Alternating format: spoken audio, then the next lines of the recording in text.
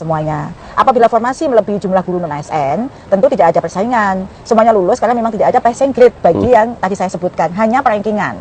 Jadi kalau di dalam Kemenpan disebut yang diterima adalah yang terbaik, jadi ranking. Bagi yang tidak diterima itu disebutnya tidak lolos gitu ya, Bapak seleksi, Ibu. kompetensi, teknis Masih tambahan. ada tahun ini SKTT? Sudah tidak ada, Bu Dirjen. Oh, nggak ada. Selain itu juga ada penambahan kategori pelamar yang tidak ada pada seleksi sebelum.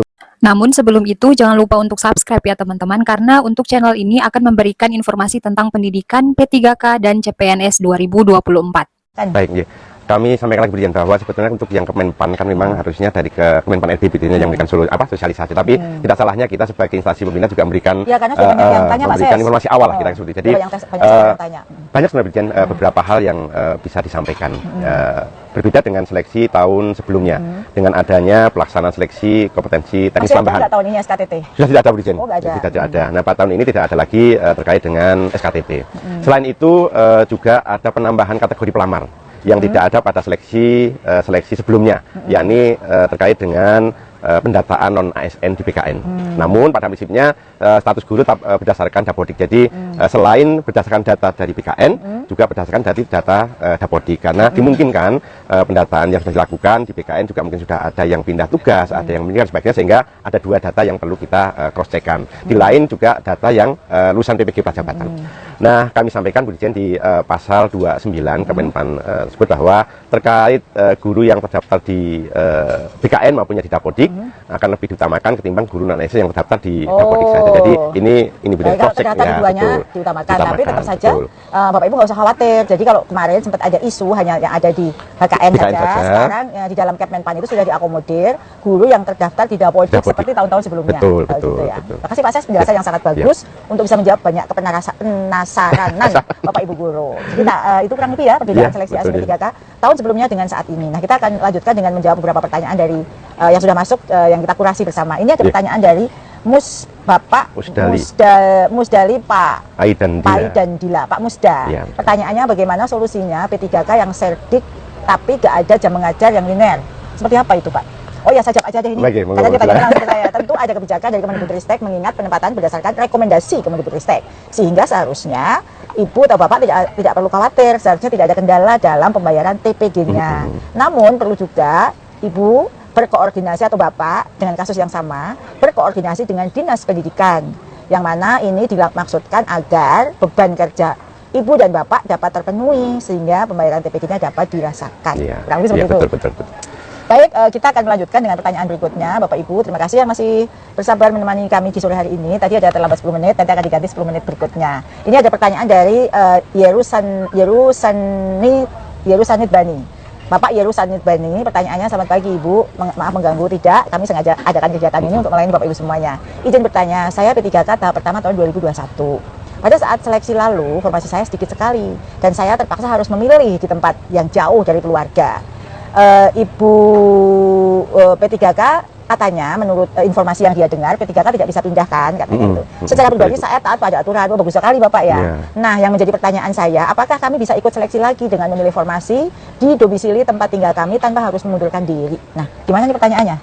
Jawabannya Mas Dirjen ya. Jadi kaitan dengan formasi P3K yang sudah ditempatkan, itu kan sudah tercatat ya sebagai ASN di BKN. Sehingga tidak bisa Bu Dirjen mendaftar kembali. Jadi kalau mau daftar harus mengundurkan diri? Iya. Jadi gitu Pak ya, jadi Bapak tetap bisa daftar kembali, tapi ya ikut bersaing kembali dan belum tentu juga lolos, tapi harus mengundurkan diri karena tidak ada double data di pendataan BKN gitu ya. Oke, kita lanjutkan pertanyaan berikutnya dari Ibu Nania _C. Saya honor sejak 2010 Bu di sekolah negeri SD, dengan mata pelajaran bahasa Inggris. Baik CPNS maupun P3K belum pernah ikut tes karena formasi nggak ada di SD untuk bahasa Inggris. CPNS pun adanya di kementerian. Semoga tahun ini ada kebijakan. Gimana Pak Ses? Jadi begini Bu, di dalam kurikulum Merdeka saat ini bahwa di SD itu yang memang sudah mampu sesuai dengan kondisi yang ada boleh menerapkan guru bahasa Inggris atau pelajaran bahasa Inggris, sehingga kaitan dengan kualifikasi pendidikan bahasa Inggris, ya itu linear dengan guru kelas. Oh, sekarang bahasa Inggris sudah linear ya? Linear dengan kelas kita kelompokkan dalam Brigjen yang Ibu keluarkan. Nah, jika tentunya dengan ini, dengan catatan Pemda itu mengusulkan informasinya Bu Dirjen. Guru kelas. Guru kelas, sehingga bagi Bapak Ibu guru yang berkualifikasi bahasa Inggris bisa mendaftar untuk dalam formasi guru kelas. Jadi Bu, sekarang ini kami sudah menyesuaikan ya sesuai dengan kebutuhan. Beberapa mata pelajaran sudah linear untuk mengajar di guru kelas SD. Kalau dulu mungkin tahun itu belum ya, karena memang kurikulum yang saat itu tidak ada lagi mapel bahasa Inggris di SD. Nah, sejak kurikulum Merdeka ini ada mata pelajaran bahasa Inggris di SD, sehingga bahasa Inggris sudah linear dengan guru kelas. Jadi kalau Pemdanya buka, jadi bisa ya. Bisa Ibu bisa daftar nih untuk formasi guru kelas. Nah, Bapak Ibu yang saya hormati, seperti yang tadi di awal saya sampaikan, sudah hadir Kepmen yang mengatur tentang tata cara pelaksanaan seleksi ASNP 3K untuk JF guru. Nah, hadirnya Kepmen ini tentu menjadi jawaban atas pertanyaan yang sudah Bapak Ibu menggantung di pikiran Bapak Ibu selama ini. Nah, sebagaimana tadi Pak Ases sudah sampaikan, dalam waktu dekat PAN RB akan melakukan sosialisasi. Nah, kami mengambil inisiatif untuk mencoba menjawab pertanyaan Bapak Ibu sesuai dengan yang tertuang dalam Kepmen PAN tersebut, agar kita bisa, Bapak Ibu juga sudah mulai bisa mempelajari Kepmen itu seperti apa, dan siap-siap kurang lebih akan bagaimana sih tahun depan, status saya bagaimana dan lain sebagainya. Nah, kami melihat sumber data kebutuhan guru di tiap daerah dan mendorong pemerintah daerah untuk mengajukan formasi sesuai dengan data tersebut untuk mengupayakan pemenuhan kebutuhan guru ASN P3K. Guru yang diangkat dari guru honor. Walau tentu kerja ini masih sangat panjang ya Pak Ses. Kita sudah berbagai cara. Sejak tahun 2021. Ini terus kami lakukan, kita dorong Pemda untuk membuka formasi sebanyak-banyaknya. Inilah yang tengah kami upayakan. Mengingat saat ini masih tercatat ada 575.000 lebih guru non ASN di sekolah negeri dengan 79.000. 300-annya mapel agama. Jadi kalau di mapel yang ada bukan agama itu sekitar 496.000 guru honor yang ada di statik-statik kita. Sehingga nanti tahun ini dengan jumlah formasi sekitar 175.000, nanti tepatnya akan diumumkan, itu tentu masih akan menyisakan guru-guru non ASN yang ada di sekolah-sekolah negeri. Ini, nah, kami telah mencoba mengatasi berbagai tantangan. Nanti mungkin Pak Ses bisa menginfokan kira-kira apa saja sih tantangan yang dihadapi, upaya yang sudah kita lakukan untuk memenuhi kebutuhan guru tersebut. Baik Bu Dirjen, jadi Bapak Ibu sekalian yang live saat ini kami sampaikan, kami di Dirjen PTK, kami di Dirjen sudah berbagai cara untuk bisa memenuhi formasi yang ada koordinasi dengan Menpan RB. Sudah dari tahun-tahun kita melihat data antara penetapan formasi dari Menpan dengan apa yang diajukan oleh Pemda itu belum sesuai dengan kebutuhan. Nah, ini menjadi tantangan besar kita Bu Dirjen terkait dengan ketersediaan formasi di daerah masing-masing tentunya, dengan berbagai tentunya latar belakang kondisi dari masing-masing pemerintah daerah, khususnya terkait dengan penggunaan anggaran. Karena memang belanja pegawai itu rata-rata sudah di atas 30%, sehingga kekhawatiran dari Pemda tentunya dengan dana pegawai yang dari 30% akan berpengaruh terhadap kondisi rapotnya, kira-kira seperti itu.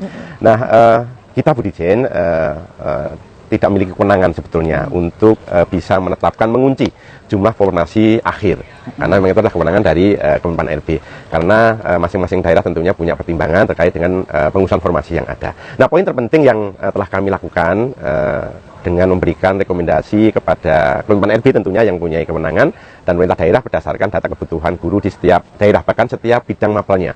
Nah, pada seleksi tahun 2023 misalkan kami memberikan rekomendasi ke Menpan sejumlah 601.174 formasi guru ASN P3K. Namun dari Pemda total pengusulan formasi hanya di sekitar 296.102 orang, kurang dari 50%. Nah, di tahun 2024 ini kami juga beberapa kali melakukan koordinasi bersama-sama dengan Kemenpan RB, dengan BKN, melaksanakan advokasi ke Pemda untuk Pemda bisa betul-betul mengusulkan sesuai dengan kebutuhan formasi yang ada.